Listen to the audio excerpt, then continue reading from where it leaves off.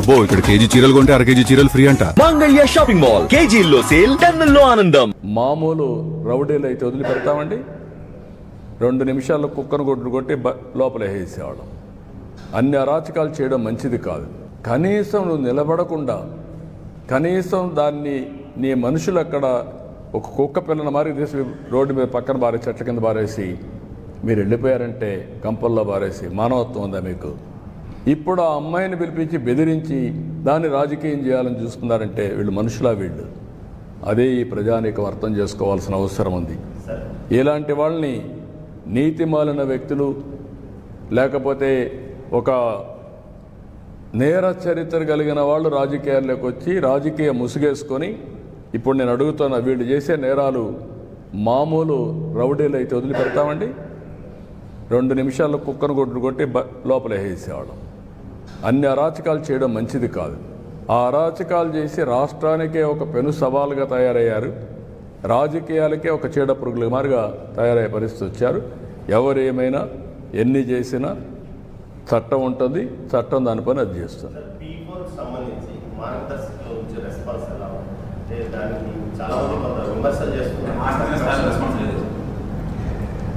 చెల్లి గవ్వ ఖర్చు పెట్టిన వాళ్ళు ఎవరైనా వస్తామంటే వాళ్ళని విమర్శించే అర్హత ఉందండి?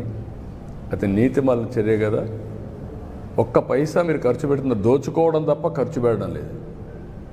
రాష్ట్ర ఆదాయాన్ని, రాష్ట్ర వనరుల్ని కొల్లగొట్టే మీరు ఎవడో వచ్చి స్వచ్ఛందంగా పనిచేస్తా అంటే వాడిని విమర్శించడం ఏంటండి? బుద్ధి ఉందా మీకు? ఇది కూడా రాజకీయం అండి. ఇలాంటి రాజకీయాలు చేసే వాళ్ళతో మనం రాజకీయం చేయాలంటున్నా. మిమ్మల్ని అడుగుతున్నా, ఈరోజు నేనేం చెప్పాను? P3 public private partnership. ఈరోజు దీనివల్ల ఈ రోడ్లు వచ్చాయి, ఎయిర్పోర్ట్లు వచ్చాయి, పోర్ట్లు వచ్చాయి, కాలేజీలు వచ్చాయి, అనేక వస్తువులు వచ్చాయి. ప్రజలు కూడా బాగుపడ్డారు. అదే సమయంలో కొంతమంది కోట్ల రూపాయలు వచ్చాయి. ఆర్థిక అసమానతలు పెరిగిపోతున్నాయి.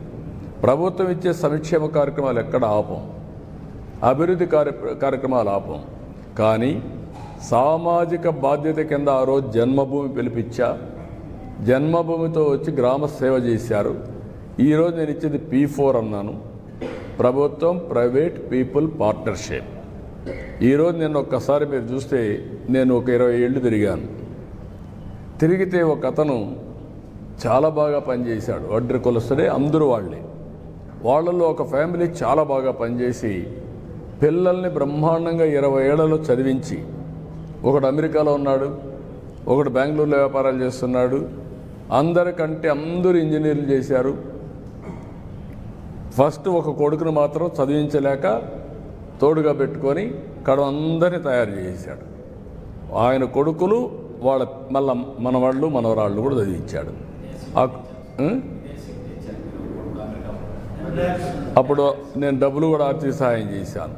ఆ రోజు చేసిన సహాయంతో వాడు అమెరికాకు పోయి మంచి ఉద్యోగం వచ్చి మళ్ళా డబ్బులు పంపించి ఇంటికి ఈరోజు బ్రహ్మాండమైన బిల్డింగ్ కట్టుకున్నాడు. నేను ఒక 2-3 ఇండ్లు P4 కింద తీసుకుంటానని ముందుకొచ్చే పరిస్థితికి వచ్చాడు. అది స్ఫూర్తి.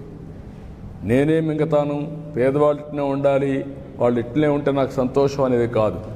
పేదరికం లేని, అందుకని నేను ఏమన్నానని, నేను కష్టపడేది కూడా ఈ పేదవాళ్ళ కోసం కష్టపడుతున్నా, ప్రజల కోసం కష్టపడుతున్నా. అది కూడా నా జీవితంలో చూడాలనుకుంది.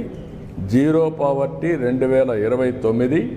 అక్కడి నుంచి ఆర్థిక ఇంకా మెరుగైన జీవన ప్రమాణాలు క్రియేట్ చేసే వ్యవస్థ, ఆర్థిక వ్యవస్థలో ఆర్థిక అసమానత తగ్గించే వ్యవస్థకు శ్రీకారం చుడతాం. That is our aim.